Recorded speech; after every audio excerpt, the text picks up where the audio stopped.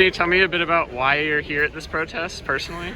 Personally, I'm here because my family lives in Gaza. They live in the West Bank. They live in Jordan. They live in Lebanon. And they were all forced there because of the Israeli occupation that started in 1948. I am here because they are dying. They are being silenced. Israel has cut electricity. They're cutting internet.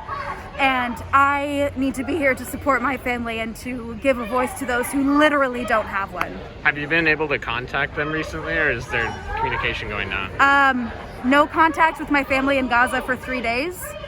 Don't know what the status is. Family in the West Bank is okay, so we're just hoping it stays that way. But yeah, still waiting to hear from Gaza. Yeah. Are they a part of the million people that are being told to go south, or are they? They are not. So they Okay. live in the south. Okay. But there's still been some destruction there, you know. Yeah, so, I mean they're bombing the south. they're too. bombing. So you know, I just don't. Yeah, we just don't know. How does it feel to have this conflict going on for so long, and we have to watch it happen again? And Demoralizing. Yeah. It's very demoralizing to have to continue to prove our humanity and prove that we deserve to live and prove that we deserve a space on this earth while watching a massacre happen in real time. It's exhausting to have to yell into a dark void that no one's listening to. We must not turn a blind eye or see the situation from a prejudiced perspective. I was born and raised in the United States as a Palestinian American. We have the privilege of a stable education. In Palestine, they get their textbooks taken away solely for having the Palestinian flag on it. We get the privilege of water and electricity. The Palestinians get cut off from it. We get the privilege of food on our table. The Palestinians die hungry. We get the privilege of coming home back to our family members. The Palestinian people don't have a home or a family to go back to. This situation is not complex. This situation is not a conflict. This is not a war. This is a genocide. This is a genocide.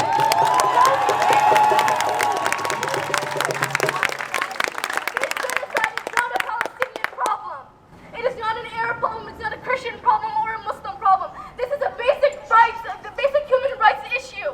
Humanity. Yes. Palestinians are being silenced. Palestinians are being ethnically cleansed out of their own homes. These murders, massacres, bombings, killing of children isn't something that happened all of a sudden a few days ago. That's right. This ethnic cleansing has been going on since 1948. Since 1948, the Palestinians haven't had a day of peace.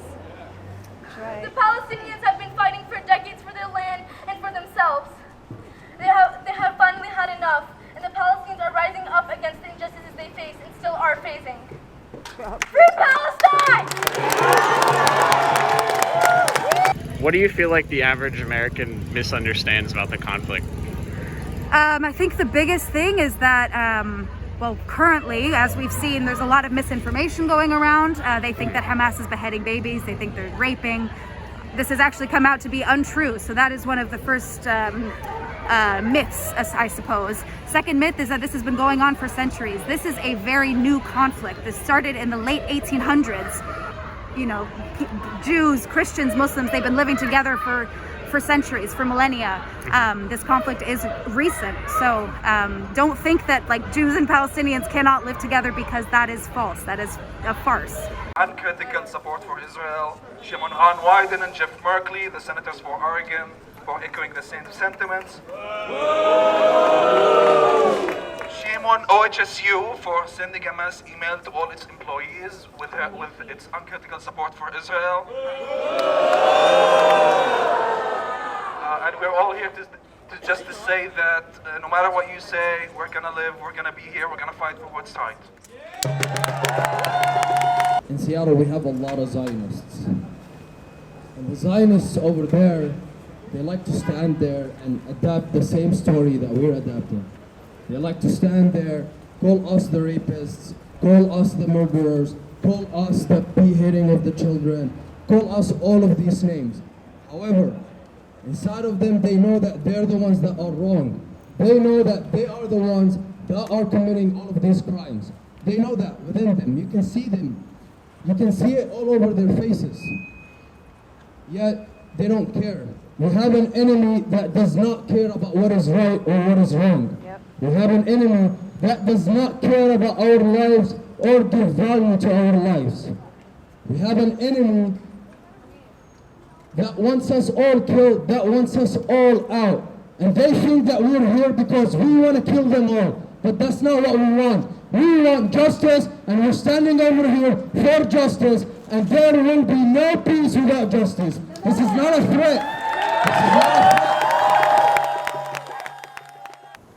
We in the U.S., our tax dollars are not funding Hamas, which is not a state government, but our tax dollars are very extremely going to support the Israeli army, which is committing for the past 75 years, committing ethnic cleansing and genocide on an unprecedented level against Palestinians. But what it looks like is about to happen is an incredible escalation of that. They are trying to exterminate us. How does the U.S. media portray the struggle in Palestine? Well, I mean, it goes back to the war on terror. How did they portray the, Iraqis, and how they portrayed the Syrians? It's that we're terrorists. Hamas is a terrorist organization to them, but for us, Hamas is a resistance group. They are supporting the uprising. They're supporting the revolution. They are spearheading it. And so, as a Palestinian, I support Hamas in the resistance that they're doing. And resistance by any means necessary, whether that's violent or not. Any human being on planet Earth cannot just sit there and stand and say nothing while his fucking family is being murdered, while his home is being stolen. You cannot. This is human nature. So if you really stand up for peace, if you really stand up for love, not hate, give people their justice. Can you hear me now? I came from Shatila in 1983. This is a lot worse, what we're seeing right now. A lot worse.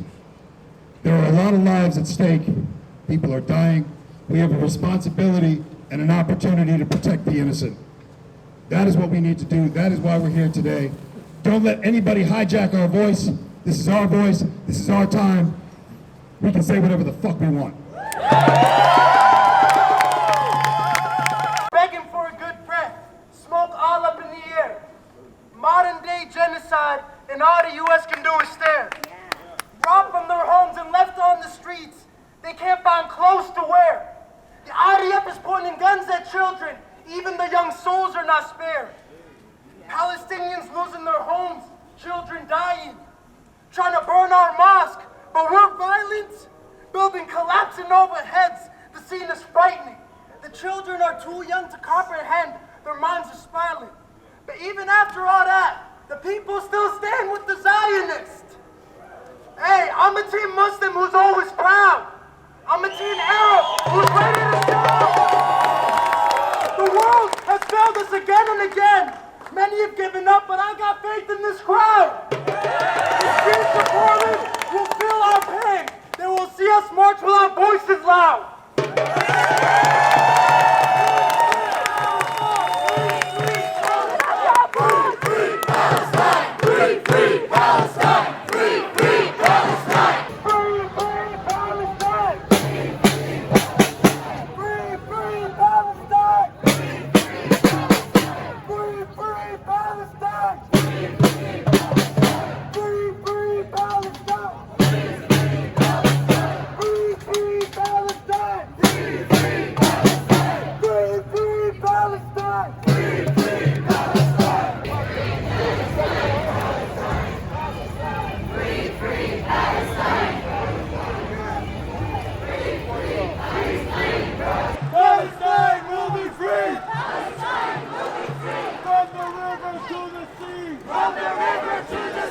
Palestine will be free, free Palestine! Free, free Palestine! What do you feel like the future holds with this? In a perfect world, a free Palestine, everyone who has been caged and who's been locked up and oppressed and occupied are all free. In reality, there will be a lot of loss. Israel has the capabilities to wipe Gaza off the map, and that's a true reality that we're facing. But Palestinians are steadfast, they're strong, they're brave, they're courageous, they can fight this. And the tables are turning. The region is supporting Palestine, and we're going to see a lot of support, a lot of military support soon. So, yeah. Palestine! Free Palestine! Viva, viva Palestina! Viva, viva Palestina! From the ocean to the sea! From the ocean to the